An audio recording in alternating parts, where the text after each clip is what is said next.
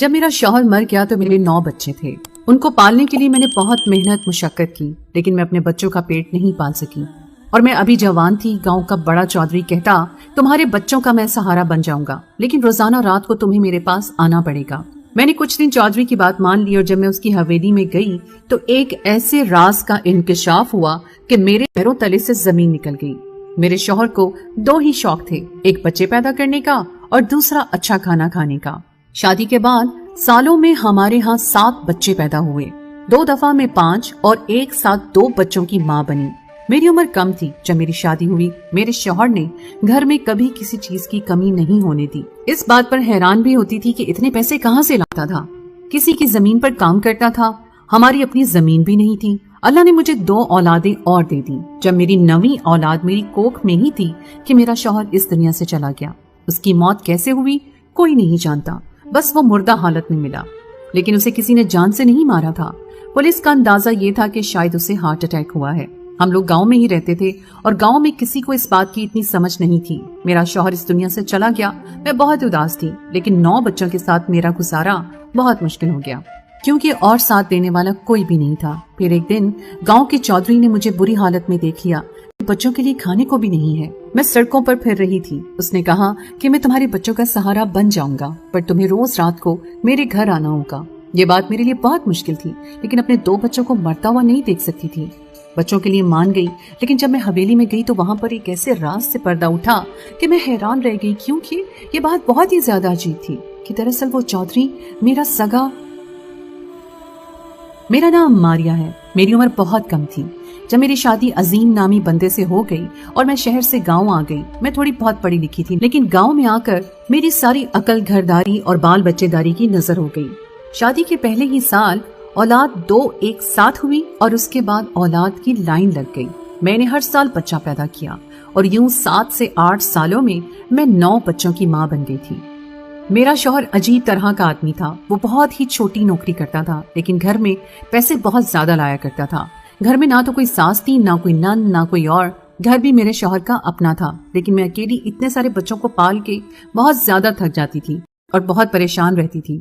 کبھی کبھی بری طرح رونے لگتی اور اپنے شوہر سے کہتی کہ مجھ سے یہ سب نہیں ہوگا. لیکن میرا شوہر ایک بہت ہی خاص قسم کا شربت بنایا کرتا تھا. اس شربت میں وہ بادام، پستے اور کوئی ایسی ٹھنڈی چیز ملاتا تھا کہ جس کو پی کے نہ صرف بہت ہی سکون آ جاتا، بلکہ میں پورے دن کی تھکی ہوئی رات کو سکون سے سو جاتی تھی، ورنہ میری ٹانگوں میں اتنا درد ہوتا تھا کہ میں سو ہی نہیں پاتی تھی.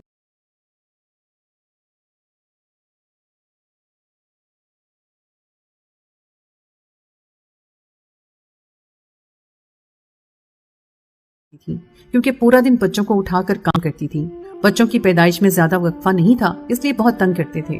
اس لیے میرا شوہر رات کو میرے لیے شربت ضرور بناتا، اور جب میں یہ شربت پی لیتی تو صبح تک مجھے ہوش ہی نہ ہوتا کہ میں کب سوئی اور کب اٹھی.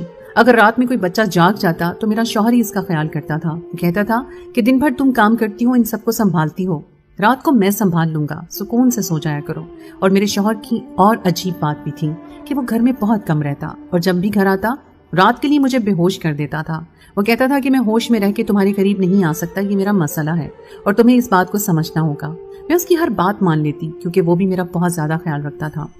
اس کی خوشی میں میری راحت تھی. میری زندگی میں میری راتیں اچھی گزر جاتی تھیں اور میں سکون سے سوئی رہتی تھی. اللہ نے 8ویں بچے سے بھی نواز دیا، لیکن میرے شوہر کو دیکھ کر ایسا نہیں لگتا تھا کہ وہ 8 بچوں کا باپ ہے. وہ بھی لڑکا ہی لگتا تھا، جبکہ خوبصورت تو میں بھی بہت تھی اور دیکھنے میں بری نہیں لگتی تھی، لیکن جانتی تھی کہ دراصل اندر سے بہت کمزور ہوتی جا رہی تھی.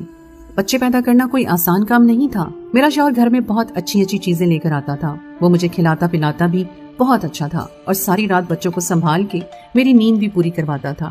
یہ دونوں باتیں اس میں بہت زیادہ اچھی تھیں، لیکن اس کی تنخواہ اتنی اچھی نہیں تھی. اس کے پاس تو اپنی زمین بھی نہیں تھی، کسی اور کی زمین کی دیکھ بھال کرتا تھا. پھر اتنے پیسے نہ جانے کہاں سے لاتا. فرمائش کرتی تو فوراً پوری کرتا. بچوں کے لیے بہت اچھا باپ تھا. ایسا نہیں تھا کہ ایک بچے کے کپڑے دوسرے کو پہنا دیے. جب بچہ پیدا ہوتا اس کے لیے سارا کچھ نیا بناتے تھے. گاؤں والے مجھ پر بہت رشک کرتے تھے اور کہتے تھے کہ تمہارے شوہر نے تمہیں بہت اچھے حالات میں رکھا ہوا ہے.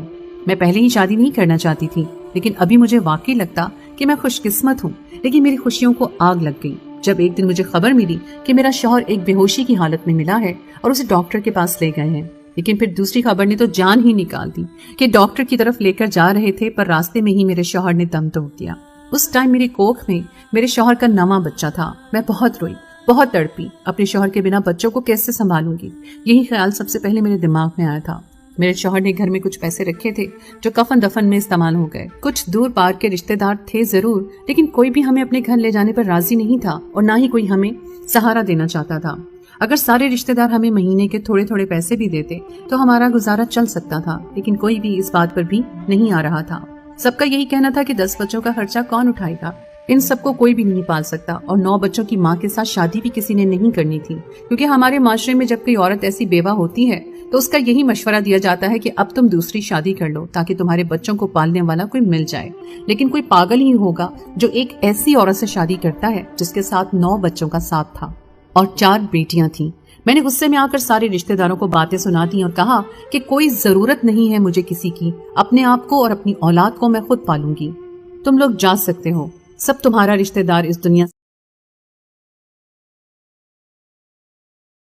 से चला गया, उसकी मैयत का पक्का हुआ खाना भी खत्म हो गया। अब यहाँ पर क्यों बैठे हो? सब लोगों ने मुझे बातें सुनाई और कहा हम तो तुम्हारा फायदा सोच रहे थे, लेकिन तुम भला करने के काबिल ही नहीं हो। मैंने कहा निकल जाओ घर से, कोई जरूरत नहीं है किसी की।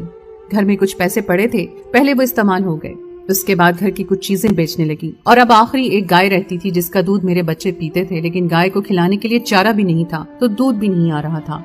गाय भी बेच दी और फिर 1 महीना उन्हीं पैसों पर गुजर गया, लेकिन उसके बाद फिर से फाके पड़ने लगे। बच्चे भूख से बिलक रहे थे, उनका दिल बहलाने के लिए उनको खेतों की तरफ ले गई, लेकिन और गांव में और कुछ भी नहीं था। खेतों के करीब एक दरख्त लगा था जिसमें छोटे छोटे शहतूत लगे थे। मेरे बच्चे उनको खाकर अपना पेट भरने लगे। जब हमें किसी शख्स ने देख लिया, मैं उस शख्स को जानती थी, वो हमारी हवेली का चौधरी था। चौधरी ने जब ये मंजर देखा तो हमारे पास आ गया। बच्चों की हालत देखकर जाने क्यों बहुत ज्यादा परेशान हो गया। कहने लगा कि तुम अजीम की बीवी हो ना, जो पिछले दिनों मर गया है? मैंने कहा कि हाँ जी, मैं उसकी बीवी हूँ, ये सारे बच्चे अजीम के हैं। मैंने कहा कि हाँ। कहने लगा कि कैसे गुजारा करती हो? तो मैंने उसको सारी बात बता दी कि सब कुछ खत्म हो गया है, आखिरी जानवर था घर में वो भी बेच दिया है। बच्चे भूख से बिलक रहे थे इसलिए उनको यहाँ ले आई। उसने बच्चों को भी गाड़ी में बिठा दिया और मुझे भी कहा कि गाड़ी में बैठो, तुम्हें तुम्हारे घर छोड़ आता हूँ। घर छोड़ने आए तो उसने मेरी हथेली पर कुछ पैसे रखे। मुझे बहुत खुशी हुई कि चौधरी ने मेरा एहसास किया। मैंने कहा कि चाय पीकर जाएं। बच्चे बाहर खेल रहे थे और मैं चाय बनाने लगी।